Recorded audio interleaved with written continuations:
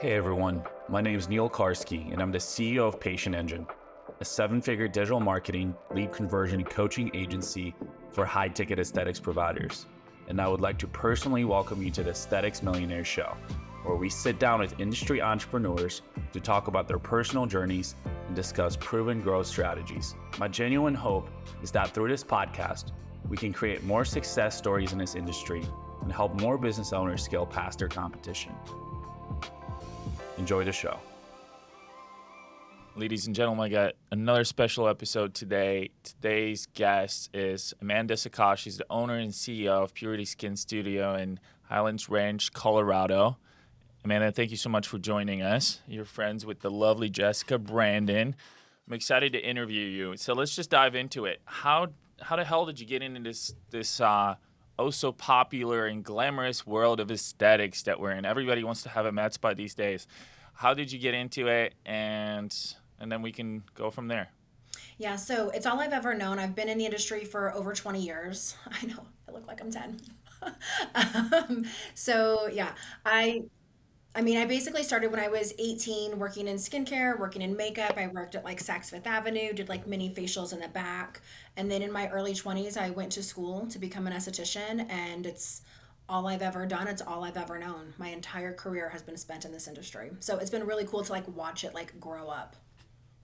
I don't see a lot of, I think I see NPs, I see MDs, I see people like business people like myself or sales and marketing individuals get into actually ownership. Not a lot of estheticians. I think too. And my girls, I have 3 estheticians that work for me in my spas. They're probably going to yell at me for this, but a lot of estheticians have a hard time in selling and marketing because that's, they're, I don't know. I feel like a lot of estheticians are just, they go to school to help people. Yeah. They go to school to get clients results and really just help them look and feel more beautiful. But the business side and the sales and marketing acumen, they struggle with that. So you're an esthetician for a long time, and what started brewing in your mind that like, hey, I wanted to be an entrepreneur? So it's funny because I didn't really have like this like itch like, oh, I have to own my own business. I really loved working in the industry. I was a laser trainer. Lasers were my bread and butter. I worked for doctors. I worked at med spas. And then I moved to Colorado. I'm originally from Kansas City. So Kansas is like crazy strict with their laws. And then when I went to Colorado, it's like the Wild West out here. Like anybody can do anything. And I just found that it was really freaking unethical. And I like basically came home and had like a nervous breakdown to my husband that I don't want to work in Colorado because it's so crazy. There's so much shady practices. And my husband was really the one that pushed me. He's like, well, why don't you just go start your own like little spa? You can like work around our kids' schedule, and if anybody can do it, you can do it. And I've always had really good sales acumen. I was in the top 1% in the country for sales and retention. I love sales, and so I really love just like building out treatment programs and like seeing everything all the way through. And so I was like, okay, let me take a look at it. So I did, knowing that the majority of my career has been spent in med spa and laser. And I had no money and I had no clients. So starting out doing facials was like just not enough for me. So I did that long enough to be able to afford a laser. Let's rewind. Yeah. Let's rewind, for example, because you said something really important. I want to bring this up. For anybody who has listened to these episodes and who knows me, I talk about sales and marketing a lot. I talk about sales and marketing more than I talk about treatments and services for a reason. I do believe that getting clients results is extremely important, but who cares if you don't have clients, right? You can't get them results, right? So I like that you said, hey, like sales and marketing, right? Like we've seen a massive rise in opening of spas, right? And all sorts of spas, health, wellness, aesthetics, mix of everything, medical, dental spas, having aesthetics, all this stuff. So sales and marketing is how we differentiate ourselves, and it's how we get in front of more clients, customers that we can help. And you said that, like, hey, for me, I've always been really good at sales. So can you kind of touch a little bit more about how is it your personality, if you were able to develop that skill set? How were you able to develop that skill set? Because I correct me if I'm wrong, but without that skill set, you would have never. I don't think you would have been able to start your business, right? Of course not. Of course not. No. So Okay, it's really, let's go back to that. yeah. So what's really funny is when I first started, I was a single mom. So if I didn't sell, I didn't eat. My kid didn't eat. So it was kind of like do or die. You know what I mean? And so I just learned, to give people what they want. And it's like, if this person doesn't buy today, I can't feed my kid. So it was really like, that was the bare bones of all of it. And then I found out I was really good at connecting with people and understanding what they needed and being able to deliver that in a message. And so it just came really organically. And then when I was younger, and one of my first jobs was working at American Laser Centers, if you remember that one back in the day, big franchise. And they basically made me just go out and start selling the business. And I had no idea what I was doing. But I knew if I didn't get X amount of businesses signed up to let us market and collaborate with, that I wouldn't have a job. So I just busted my Wait, what was ass. your role? Was that your role? Were you like a partnership manager or something? No, it's funny because the manager just really loved me. And she's like, you just have such a great personality. I'm sending you out and you have to get 10 businesses to sign up today. And that's your job. And I was like, To like cross market or yeah. So collaborate? back in the day, American Laser Centers, laser company only. And so we would go into like gyms, hair salons, tanning salons, like all these other places and say, hey, can I set up just a little box for people to like win free laser hair removal or something like that? Can I just like set this up in your place? And can we possibly do a partnership? And so I learned a lot about connections, marketing. I really got used to being told no, which I think is really Wow. important in sales and marketing, right? You got to learn to say no and learn to overcome objections. So yeah, and I just grew from there. Cool. Yeah, I think partnerships are one of the top 5 marketing channels that I coach people on, to leverage, right? Adjacent parallel businesses that are in the health, wellness, aesthetic space that you can partner with, especially when you're first starting out. Yeah. Okay, cool. So you were, wow, so you're an esthetician and a technician, but then you also went out and established partnerships, and then you also sold these treatments, right? Mm-hmm. How did you learn how to sell? I really just watched the manager. So she taught me a ton. And so Carrie Garaguzlu, I love her so much. She's like a top rep in like Texas now for like BTL or Cartessa or one of those. But she basically taught me a lot. So it was a lot of watch me, listen to me, learn from me. And so I started there. And then from there, my husband, when I met my husband, he was in sales. And so then I learned a lot from him. And I'm just like a big believer in like being a forever learner, right? Like you've got to learn and grow. And if there's somebody else that knows something more than me, I'm going to listen. So I do that with my business now. Every time I meet somebody that knows more than me, I'm more than happy to listen. And so I can learn and just be better and keep growing every day. You don't have to have a degree in it. You don't have to have, you know what I mean? And you really don't. It's like, you just got to have like the hustle and the drive, the fire in the belly and the grit to be like, I'm going to fucking do this. I'm going to make this and I'm going to figure it out as I go. Preach. Okay. Cool. So I'm starting to understand the background and kind of what helped you become successful. Yeah, because I think that's like, to me, the chicken and the egg, right? There's this big conversation around like, oh, well, do I fulfillment or sales and marketing? Fulfillment, sales and marketing. I think sales and marketing first, because once you have the client, you kind of figure out, you're like, either I'm going to be able to get these clients results, and if I don't, it's probably not going to work out. But like, what if I don't have any clients to do this on? So like, yeah, I think there's a big debate around this. But okay, so you had a background in sales and marketing, aesthetics, Wild West in Colorado. What ultimately drove you to say? Was it your husband? Was it like, what drove you to say, okay, I'm going to start with that small studio? So yeah, it was my husband, because I was just like so annoyed with the industry and how it was going. And I didn't want to treat people like a number. And I was tired of working for people that didn't know what the fuck they were talking about. Sorry if I'm not allowed to cuss on here.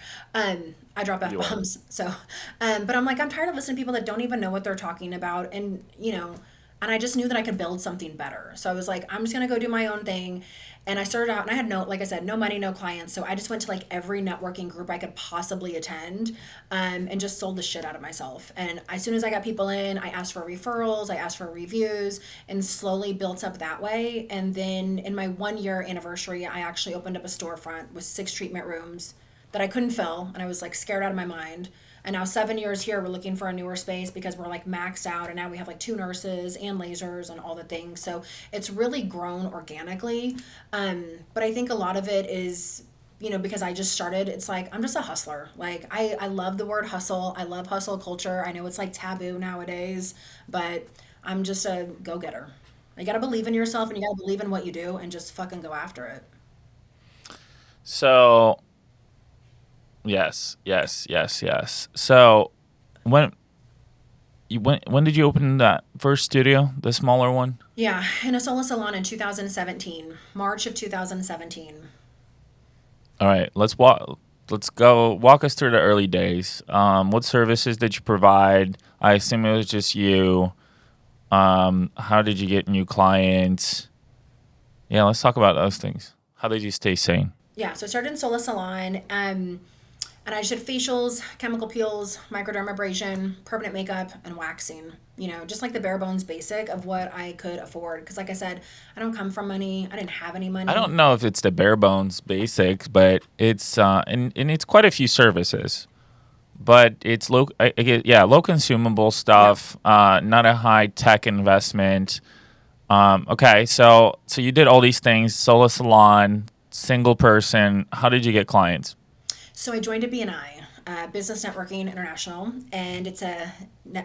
Are you familiar with BNI? Yeah. I was in BNI when I had one of my first businesses. Yeah, and even in just other when I worked for other companies, but yeah, small networking with other business owners for sure. Yeah, so I started there, and then I just went to like every freaking free networking thing I could possibly do, like women's networking groups. I just like was constantly searching. In downtime, I would talk to the hairstylist. I'd offer them like free services or half off. I'd print off coupons to like put in their salon suites just to get their clients in. And then I was like not afraid to ask every single client, like, how, if you really like the service today, I am brand new to this area. I am brand new to owning a business. I would really love a referral. Like, what can I do for you? Can you please leave me a review? Like, I'm not afraid to ask. But I also set every single person up on a treatment plan. I mean, I have like a 90% retention rate, like straight out the gate. So everybody I got in, they booked out for like several months, then they referred, and it just basically grew organically. I didn't have to put a lot of money into sales and marketing. It was a lot more of like my time and my effort.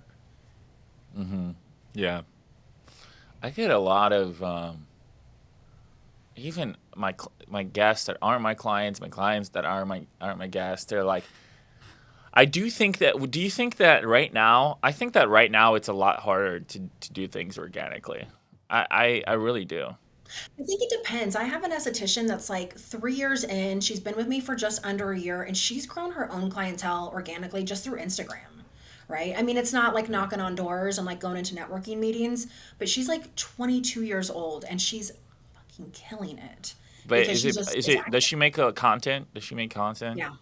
She's That kind of. constantly on there. She's Yeah, I constantly. guess. I mean, it's that is sort of organic. I Yeah. would assume it's still content marketing. Yeah. It's just more so like she probably has a small personal brand, with a lot of like loyal viewers who become clients, Yeah. which is great. That does take a lot of time, to do it effectively, right? Yeah, I think when I say organic, I mean like it's your effort, it's your time, not really money. You're just doing Right, it right. every Not day paid to meet advertising. people, right? Boots on the ground kind of Yeah. thing. Yeah. I mean, like, to take somebody like me, I have my agency, I have a podcast, I have other businesses, and then I'm like, all right, I'm going to start med spas. Um, yeah, I can't do things organically. I did paid ads for like 2 to 3 weeks before I opened my med spa. So we had clients on the books before we even opened, which is awesome. But like, that's that's the power of paid advertising. Yeah. If you want to, like you said, if you want to invest money and resources into that. Okay. Whew. Okay. So I love that you said treatment plans, because this is I think for facial aesthetics, treatment plans aren't as common still. I think most people are like, hey, come back, you know? So I'm trying to get a lot more of my clients also to start selling treatment plans for facial aesthetics, because for example, for body sculpting, it's always plans, right? It's always been, historically, it's always been plans, right? Because it's like for most people, one body sculpting session is not going to, give them the body of their dreams that they're manifesting. And also for facial, which is weird, because for facial aesthetics, one session usually doesn't fix and solve all their problems anyways. But I feel like this is the kind of the esthetician culture where it's been like, hey, come see me for another visit. We'll work on this again. Where you were like, hey, let's do a really thorough consultation, and then let's sell the best treatment plan to get you the best results. And you started doing that from the beginning, right? Totally.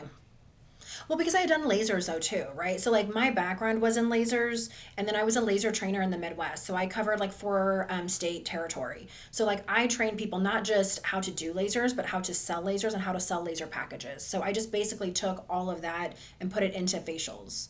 I really didn't want to start out on my own, because to me, I didn't want to just do facials. Like, not to be an ass and say that or to be disrespectful to estheticians, but like my bread and butter and what I knew mostly of was lasers and med spa.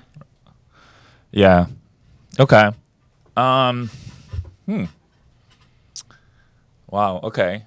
Let's talk about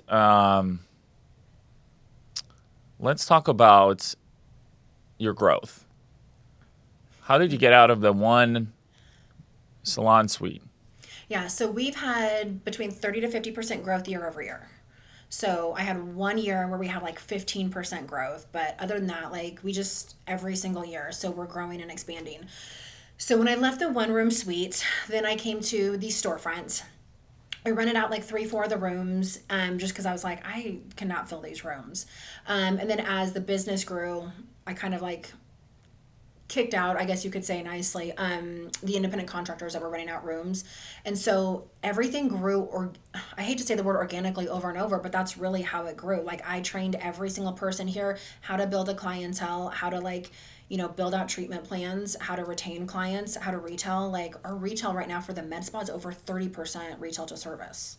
Right? And we do injections and lasers and stuff. And our estheticians, I have some estheticians that are doing 90% retail to service or 100% retail to service.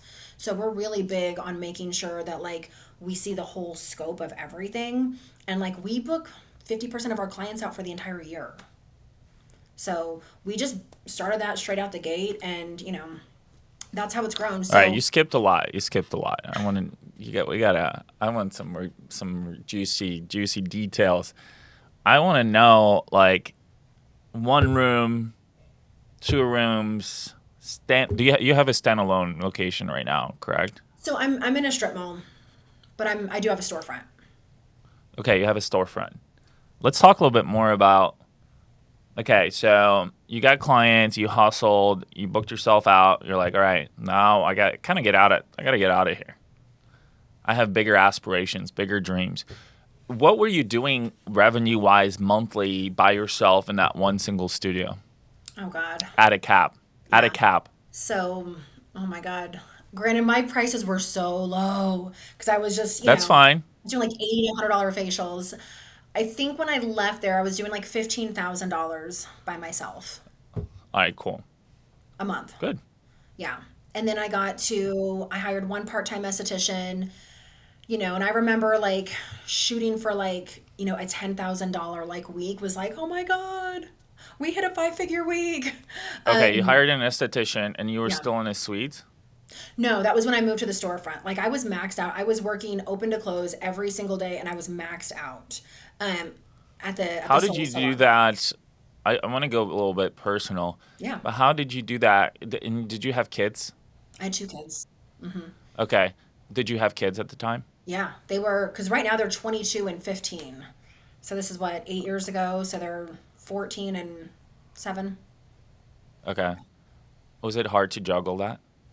Yeah, it sucked. I drank a lot. I did. I came home and I'd have a lot of wine because I was like, what the fuck am I doing? How am I going to like do this? And I wasn't making like a ton of money. You know what I mean? Because $15,000 a month, and then you look at like your cost of consumables plus your rent and everything else. Like, I was like, what? Like, and that's when like the light hit and I was like, there, okay, like I have something special. Like people really like me. They're attracted to me. They're attracted to my business. I got to figure out a way to start making more money and not being so drained. And so, so then I thought, oh, I'll just hire more people. That'll make it easier. Which is like the opposite, right? Like it just was like a million times more work. And I would say I didn't really have any kind of balance. I wasn't able to like slow down and like feel like good about being there for my family until probably like 2 years ago. The first six Yeah. years were fucking rough. I mean, it's like you're clawing and scratching. And again, I had no investors, I had no backing. So it was like just clawing and scratching to like earn my keep in an industry that's filled with MDs, NPs, PAs running the business, that had money coming in. And I'm just trying to like build something and make a name for myself. So it was a lot. It was really stressful, really stressful. It's not nearly as bad now. Take a deep breath. We're Yeah. okay. Okay, so you got a storefront, you hired an esthetician. Let's walk through that. You made 15K a month at the time. Let's walk through that journey to like from 15 to 20 to like 40, 50, because that's a big leap. That's a completely different business as well. What services did you provide then? How did you continue to get new clients? I love the treatment plans, the booking out people, the retention. I love, love, love, love all that. Preach. Yeah, I love that. We're gonna back into that because I think this is one of your like really key competitive advantages. But let's walk through that journey a little bit. What were some key lessons? Like I know you were figuring things out as you went. What kind of support did you have? Did you have mentors? Did you have coaches? So let's walk through that, like scaling your storefront. Yeah, so I didn't really have like a lot of like mentors or coaches or anything like that at all. I mean, so I've been in the industry for so long, and at that point, like I had already been in the industry for like 15 years. So like I had a really strong handle on like what I was doing and how to build a clientele. That has always been like I got that like back of my hand. I can grow a clientele like nobody's business, right? But it was the business side that really like threw me for a loop because that's one thing I didn't know. I mean, I'm a high school dropout. Like I had no idea what I was doing. I just wanted to like build something really fucking special. And so I'm the kind of person, I have a lot of energy, I have a lot of passion, and people are really attracted to that. And like I just try to like bleed that out onto everybody. And so I think by, having the one esthetician, then she got busy, so then I added somebody else, and then she got busy, and then I added somebody else. And then by the time COVID hit, I got an SBA, like the EIDL that everybody got for their business, right? And I used that to buy my first laser. But I mean, it I was love basically, that what you yeah. said about energy. Man, the best salespeople in the world, they, they're. I mean, you know, I've sold a lot. I've sold millions of dollars in the last few years, and energy's key. Yeah. And I love that you said that you're passionate and you're energetic, and people feel it, and then that's why they were buying from you. Because, like, in my opinion, I always say this a lot redundantly, like people buy services from people. People buy products from brands. So if you're buying services from people, then that people who are selling them have to be passionate. They have to have that conviction, that confidence, that energy for it to be contagion, because energy there resonates, right? So I think you're completely right. Like you have to, like the best salespeople in the world. I think my friend Eli Wild, who's like who used to be Tony Robbins sales guys. He's got a great company right now. He talks about how he was ranking things that were the most important about sales, and it wasn't an offer, it wasn't a pitch, it wasn't anything like that. It was energy. It was like number one, because you remember, like you always remember the person. Yeah. So That's huge. Cool. So you invested in a laser, and did that become your highest selling revenue stream? So at that time, at the same time I got the laser, I had a PA join and just do as an independent contractor for me, and start doing injections. And so we just started to slowly build up the medical side that way. And then I finally hired an actual nurse that worked for me versus just having an independent contractor. And so we started building up that way. But yeah, lasers are so easy for me. I mean, I love lasers. It's my favorite thing on the planet. If I could spend all day talking about lasers, doing lasers, teaching lasers, it's my favorite. So that one was really easy to start really ramping up, revenue. Yeah. So, walk us through. So, and how did you like? How did you get to, from a marketing and sales standpoint? Were you just kind of just doing the same principles from 20 to 50,000 a month? Yeah, so it's what's really interesting. So I think it was 2021 is when I started working with Cardone Ventures. Um, like Brandon Dawson, Natalie Dawson, Grant Cardone, and taking a lot of like their like sales courses and things like that. And that's when I really started to ramp up. We had these higher ticket services, and I knew that what I was doing to sell facials was not going to be the same thing that was going to get me to sell high ticket packages for laser packages and injectable packages. So I started doing a lot of work with that, and then I started doing a lot of like mindset work too, because whatever got me to $10,000, a month that got me to 20,000 was not going to get me to 50,000, and now doing over $200,000 a month, right? Like, you have to continue to grow and evolve. And so I'm always trying to learn more and like find new people. Like, we've done Terry Ross consulting, we've done a lot, so we just are always evolving. And it's funny because sometimes my CFO doesn't really like how much money I spend on education, but I'm like, look, we've got a 30 to 40% growth rate every single year. Like, there's a reason for that. It's because we grow as people, we grow as a business, we grow as a brand, and I constantly want to be better and learn and listen and just build and grow. I'm just like obsessed with growing. Like, I want to be a $10 million brand in the next like 4 to 5 years. We're looking into a studio that's 3 times the size of what I have now. So I think a lot of it is just like the mindset and like the energy behind it. Because at the end of the day, if you don't believe in yourself, you don't believe in what you're doing and what you're capable of, it doesn't fucking matter. All the sales and marketing doesn't matter if you don't like believe in it and you don't believe you're capable of going where you're going, right? And you can't get to where you're going by doing the same thing that got you here today. Like, you have to constantly evolve and grow. The industry evolves and grows, people evolve and grow, you know what I mean? So you just gotta keep up with that all the freaking time. It can almost Yeah. feel exhausting sometimes, but it's what you gotta A do. lot of people, I think a lot of spas, a lot of places are going to go out of business here. Um, I think, um, I think they're going to have to leverage digital a lot more. I think paid ads are going to be a lot more significance. For I think sure. it's going to be a spending battle, um, which is good for me, also bad for me because it's the competition is going to be. I mean, the problem right now it's just like people are just everybody's throwing money, and it's just like saturation, and the ads are misleading in a lot of different Yeah. ways. So it creates a weird space for advertisers as well. But At the end of the day, though, like, because and I think paid ads are great, right? I've never really done them. I'm working on getting them in right now and like working on my funnels and all of that to get started on that so we can really ramp up even more with injections. But at the end of the day, if you're bringing all these people in and your people can't convert them and retain them, it's like you're throwing shit out the door. Like, you know what I mean? You're just throwing shit at the wall. And so we focus like a ton on connection and retention and like referrals. Again, I know it's not the only way. You really have to make sure that like you're putting the money out there and you're attracting new clients all the time. And that's probably been my biggest downfall, is that I haven't done enough of that. But at the end of the day, I see people that throw shit tons of money at ads and then their injectors suck.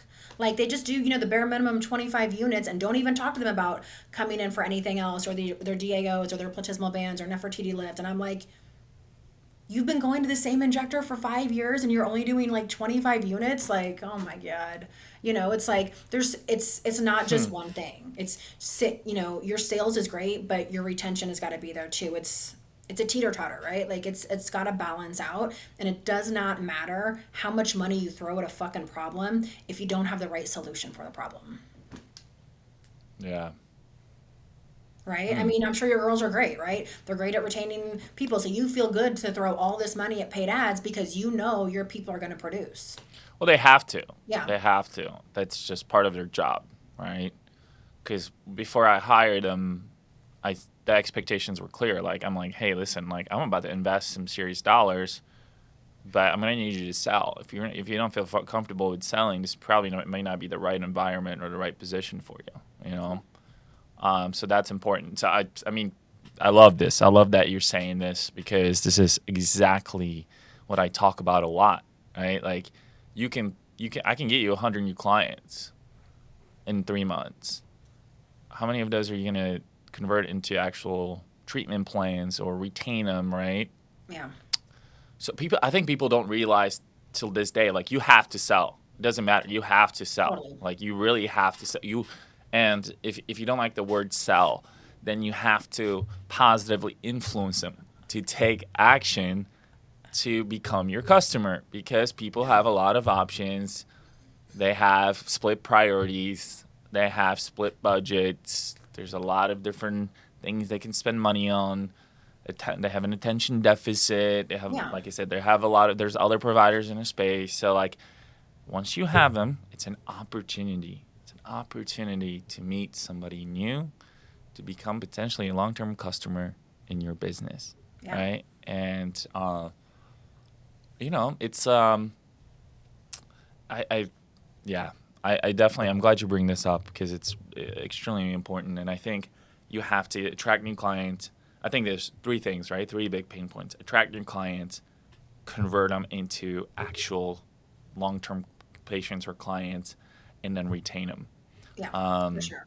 Which is big. So let's talk about these treatment plans, because I feel like that's how you're able to scale with 7 figures. Would you attest a lot of that to? Oh, for sure. Or would you?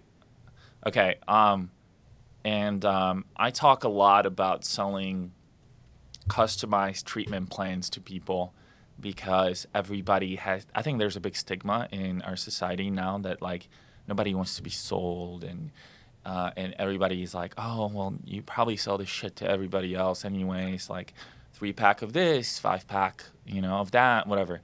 So I'm big into, like, the big thing I teach my clients is putting together a custom treatment plan, and I created this calculator for clients to be able to show to their clients, like, hey, here's actually what you're getting, and here's what it's going to help you with.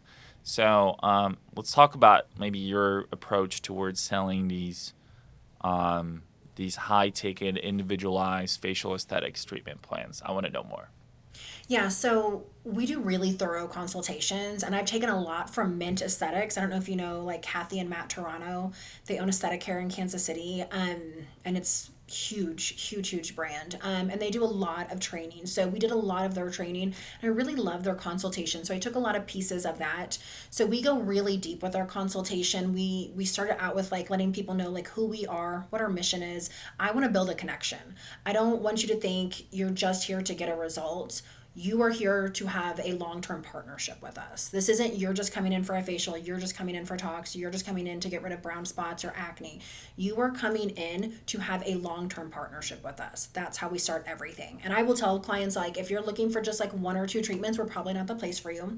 We want long-term partnerships. We focus on skin health and integrity, and that means we have to do a whole lot to your skin. You're aging every single day. There's environmental stressors, there's internal stressors, there's all kinds of things going on. And just because we get rid of something today doesn't mean you're not going to have something come up. We want to be your SD bestie. We want to be with you for the next 10 to 20 years. And we want you to love what you see when you look in the mirror every single day. And that's going to take work every single day for the rest of your life, period. So we are here to help you love what you see when you look in the mirror for the rest of your life. And that's a partnership. That's not you just coming in to get treatments. That's not you just coming in to get a result. That is you trusting us, you being compliant and listening to us and having trust in us, seeing the value in what you're doing, being honest and open and transparent with us. We're going to be transparent with you, and we're going to build this partnership together, and you're going to fucking love the way you look, and you're going to have more confidence, and you're going to be a better mom, wife, community person, everything. You're welcome. Jeez. Where do I sign up? Two things. What is the average? So if they book, what's the average ticket for a treatment plan for facial aesthetics? Like, give me a range. Yeah, so probably on average like $400 to $600 is like for like when they first leave that one day, right? But we book them out, and so we do payment plans a lot. So we do have some clients that will drop $5 to $6 grand or whatever right then and there and pay for everything. And then we have some clients that just pay as they go, and it just kind of depends. We offer a lot of different. So it's $400 to $600 a month, though, right? On average, yeah. Because they're thinking about like BBLs, injections, facials, microneedling, products. So the day you're coming in to do like a $250 facial, you're still probably grabbing a couple products. Then next time you're coming in for a $400 microneedling. Then the next month you're coming in for a BBL. That's $500 to $600, right? So how do you keep them? Like accountable to like coming back? Do you have them sign anything? As far as like, here's your treatment plan that you're gonna follow, like. How, because like retention, a lot of people, I think that there's a big pain point with people that like, oh, they just drop off, right? Like at some point. So if you're saying, hey, like let's just say an average client, it's like $500, that's like a $6 grand client a year, which is awesome, right? I would like to understand that, and then I would also like to understand how many of your patients or clients actually drop these $5,000-$6,000 payments right off the bat too. I mean, quite a bit. So we're in a pretty affluent area in Highlands Ranch. Like we have within the 2-mile radius, we have like 3 different gated communities, right? We have like Broncos players, we have Nuggets players that live within a 3-mile radius of us. So we're in a pretty affluent community. So it's not really a lot about the price for some people. A lot of times it's the value. So when it comes to like big tickets, like, so, hey, they're going to spend $2 grand on this BBL package, right? A lot of times they'll buy the package up front because, they always get the price break, right? When you buy the package. But a lot of times we don't have to worry about clients falling off when we build out the treatment plan because they know this is how you're going to get results. That's why we spend like an hour in the consultation. We really build value and we really build a relationship. Right? And then we do follow-ups every single week. We're like reaching back out to somebody we saw last week. Hey, how's it going with this? How's it going with that? How's your skin doing? I'm here for you. So we have a lot of connection with our clients via text, via email, via social media, with the follow-ups. So we don't have a whole lot of people fall off. And sometimes it happens, right? That's just reality. But for the most part, if we can instill this like really strong partnership at the beginning, like we need you to understand to get what you're looking for, you have to be compliant. You have to come in this many times. If you don't, you're wasting your time and your money. And I don't want you to jump in until you're ready. I want you to feel ready. Because if you're not ready, you're not going to be consistent and you're not going to get the results. And I don't want you to waste your time and money here. I don't want anybody to drop a bunch of money here and then not come or not be consistent. I want you to see the value and I want you to love what you're getting done and I want you to love us for it because I want you to tell everybody about us too. And we usually book everybody out. And so we ask them too, like, what days and times work best for you? Do you have special events coming up? All the things. We sit down and create the plan with them. So it's not like we're just telling them, here's your plan. We talk What's about an average timeline for a plan? So we spend 6 like months? the time, usually a year. Sometimes we'll do 6 months. We do have some people that can't commit to every single month. So we have some people that are like, I can't do every month. I'm do just they too prepay busy. at all? Or like I said, I want to understand how you get them to a place where they stay committed. I know you follow up with them a lot. Like, They prepay for the big packages, right? So like if they're going to do a series of 5 BBLs, it's $2,500 or whatever, right? They're going to prepay for that, but they may not get that right out the gate. Like, let's go and have you pay for that now because you're going to get the good deal. Let's go ahead and book that. We're going to start with like a facial and a peel to prep your skin. We're going to have you buy these products today, and they're going to drop, $600-$700 today for the products and maybe a facial. They're going to come back and then they're going to start their series of BBL, and then they're going to love everything so much that they usually stay committed.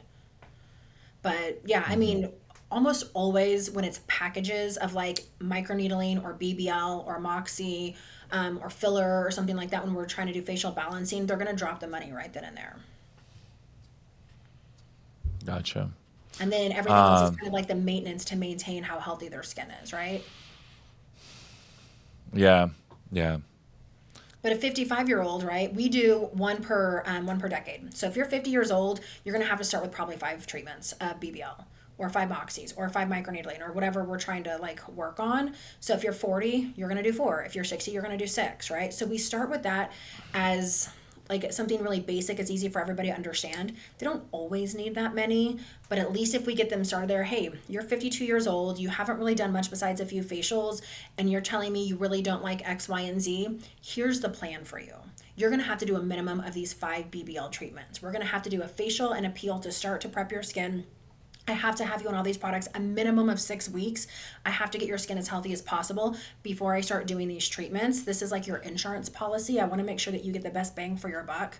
I'm not just going to treat you today with a heavy hitter. I want to make sure we're prepping your skin appropriately. I teach them about how skin works and how it functions and why we have to do the things that we do, so they feel really empowered by their decision. Then they drop, the $600 for today. They drop the $2,500 for their package of BBL, and now I have them booked out for 6, 7 months. And during that time, we start talking about adding their chest and adding tox and things like that, if that wasn't already in the treatment plan. Yeah, I love that you're doing this. I think a lot of people struggle with selling facial aesthetics treatment plans, but I think this is where, if you're going to become a strong, consistent player in this space, like you kind of have to go that route. Yeah. Well, and then I see people that get really like med spas that are just medical treatments only. It's just lasers and injections, right? And sometimes people only want to come every 3 to 4 months for one BBL and 30, 40 units of tox. And here it's like we're seeing them every month. We're getting them in for a facial or a peel or microneedling or a maintenance BBL or a full face Mm. tox and neck. You know what I mean? Things like that. So it's like we Yeah, have this like one-stop shop.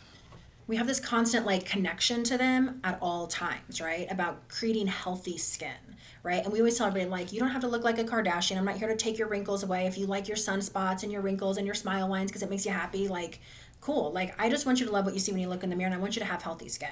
And in order to have healthy skin, here's what you got to do, right? We live in Colorado. People are a little crunchy, right? So people don't want to look like a Kardashian. Don't want to look overfilled, but they want to look like they have healthy skin. That's like such a big thing, right? People are like really big into like ingredients and food and all that kind of stuff. So we want to really make sure that we are meeting our clients where they're at. You want to look like you have healthy skin, like you don't get anything done. You want to get the tox that still has movement. You just want to reduce some sunspots. Like, let's talk about what that plan looks like. We also work with their lifestyle and their budget. When someone says that's too much for me, I'm like, well, what's your budget? Have you even thought about it? What do you want to spend per month? What do you want to spend per year? Because sometimes people tell me I can only spend $2,000 per year. And I'm like, so you're going to come in twice this year, and that's it. And we're going to do a BBL Moxie, and here's the products you're going to go home with, right? Or, you know what I'm saying? So we work with them. It's not just like you have to spend $6,000. It's like, let's focus on what's important to you, what your lifestyle is. If somebody tells me they're outside 24/7, I'm not doing a series of BBLs on you. We're going to do Moxies, we're going to do microneedlings, we're going to do like light talks, we're going to do facials. I'm not going to blast you with BBL if you're outside all day, every day, and you don't like to wear hats and you're not always the best with reapplying sunscreen, right? Let's be realistic. Mm. Yeah. I yeah. I think what you said was really important, that like we cater to every single client, and we want we're the authorities, we're gonna advise what's best for them, but we're also like, at the same time, there's this fine balance of like understanding that they may not want to look a certain way. So you're kind of meeting them where they are. But I do think we should be challenging people's budgets a little bit. I If agree. they if to have like realistic expectations of what they want to accomplish, right? No, I agree. And we've actually turned clients down too. Like I've had clients who are like, well, can I just start with one or two? And I'm like, no. They're like, that's just too expensive. I mean, I'm like, I understand it's an investment, but I'm not going to treat you unless you're willing to commit to the entire thing. So if you're not willing to buy the entire package, I don't think you should get any of the treatments. I think you should go home and think about it. And when you're ready to make the investment in yourself, come back. But I'm not going to do one or two treatments because I know you're not going to get the results. And I understand that that's your budget. When you're able to spend what you can to get the results that you want, we're here for you. But I'm not gonna give you a shit value. And I tell clients that a lot. And usually when you tell them like, okay, fine, I'm not going any lower for you though, because you won't get results this way. So when you're ready to make the investment, we're here for you. Usually they turn things around. Like I've had a few clients who are like, I just can't do a treatment, a series of 5. That's just too much. I can't do $2,500. I can maybe do 1,000. Can I do 2 treatments? And I'm like, no. I was like, I won't do that for you. I'm not going to waste your time. I'm not going to waste your money because I value you and I value what we do here. And so when you value yourself enough that you want to invest in yourself and you want those results, we're here for you. But I'm not going to let you waste your money here. What treatments do I need, Amanda? You want a med spa. You look great. I do body stuff in my spa. Oh, So really? I'm a huge yeah. fan of BBL. So I don't know if you've heard of it. It's like IPL. I think it's way freaking better. All the IPL people are gonna kill me. Like with the booty, right? No, I'm just kidding. No, broadband light. So they did a 10-year study at Stanford where they took a punctal biopsy and found that it actually like repairs damage to the DNA in the skin. And so after 10 years of doing BBLs on a consistent basis, and this is listed on the National Institute of Health website, that you can actually like reduce the aging markers in your DNA. Like it's by far the best treatment ever. And we do a ton of it. We're like in the top 5% in the state for it. And there's tons of BBL out here. So our clients want to have healthy skin and they want to age gracefully. Some clients don't. They want to look like a Kardashian, and I'm all for that too, right? You know, we'll take everybody. We'll meet you where you're at, right? I just got my first like lines starting to show Are you going to get at tox? at 35. I've never had tox. Don't be afraid of it. Don't be afraid of it.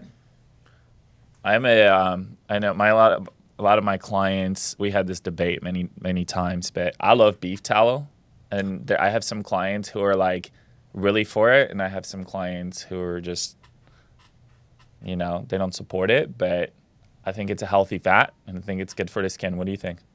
So it is a healthy fat. I don't think it's good for the skin. I think it can be good for the skin. Here's the thing with beef tallow. There's no standardization of testing. There's no standardization of how it's formulated. So it could be anything. Could there be good beef tallow out there? Absolutely. But 9 times out of 10, it's probably shit, right? It's the same stuff that you're cooking food in. And so for somebody that has like normal to dry skin and they don't really have any issues, it might be okay for them. Somebody that has acne, it's fucking awful. Yeah. It's Yeah, emulsifying, it's right? good. So it's a barrier. It's not emulsifying, sorry, that's not the right word, but it creates a barrier on the skin. So if you have acne or oilier skin and you're putting something that's going to create like this barrier on your skin, it's not good for you at all. So I don't think it's the devil. I just think there's a lot of misinformation about it. And what I really don't like about it is there's no standardization. That's what I don't fucking like, because I come from more of like the medical side, working with doctors. We do injections, we do lasers. Give me the clinical trials, give me the clinical data. I don't want the white papers. I want the peer-reviewed papers. I want to see all of that. And there really is nothing like that for beef tallow. So is there I know. possibility I there's just good like to ones? Yes. experiment on myself, so it's okay. Like, yeah, so I'm like, it could be good, but it could be shit too. You're running a risk. For sure. It's like getting prescriptions in Mexico. You don't know. I love prescriptions. It makes it a lot cheaper. Exactly. You don't need prescriptions in Mexico, True. honestly. Right. What is your favorite luxury brand? So I'm not really much of a luxury girl. I'm more of like a travel. Just say it. Just say it. What is it? What is it? What pops in your head? Chanel, because that's Okay, what I use great. for my There you go. perfume. I don't want you to overthink it. This is I not one don't of have those like anything questions. luxury besides my Chanel perfume. What's your favorite travel destination? Ooh, I love Costa Rica, but I am going to Bali for my first time in December for a mindset retreat, so I'm super excited for that. But Costa Rica is like my dream. I want to buy a house in Costa Rica. Very similar kind of vibes to Yeah. Costa Rica and Bali. What is one bad thing about you that want to improve as you want to become a better woman, mother, and entrepreneur? You know, what I love about myself is also what I don't love about myself is my belief in myself. And it's something I'm really Oh working my on. God, what a sales political answer. I love it.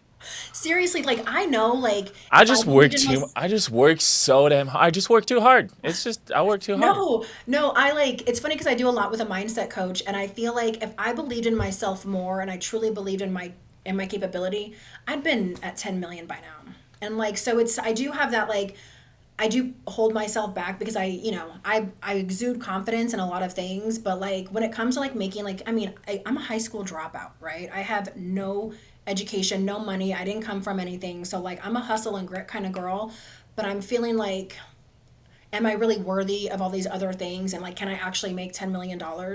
And like, fuck yeah, I can. So it's like this constant battle of like believing in myself. I believed I could get to $1 million. Believing in myself to get to 10 million is another like mindset thing I'm working on right now.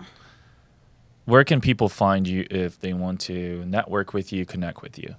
Yeah, so my Instagram is Skincare Badass because I love skincare. It's my fave. And you can also do Purity Skin Studio on Instagram, Facebook Purity Skin Studio, and then my website is purityskinstudio.com. Amanda Sakach, everybody, thank you so much. Thanks.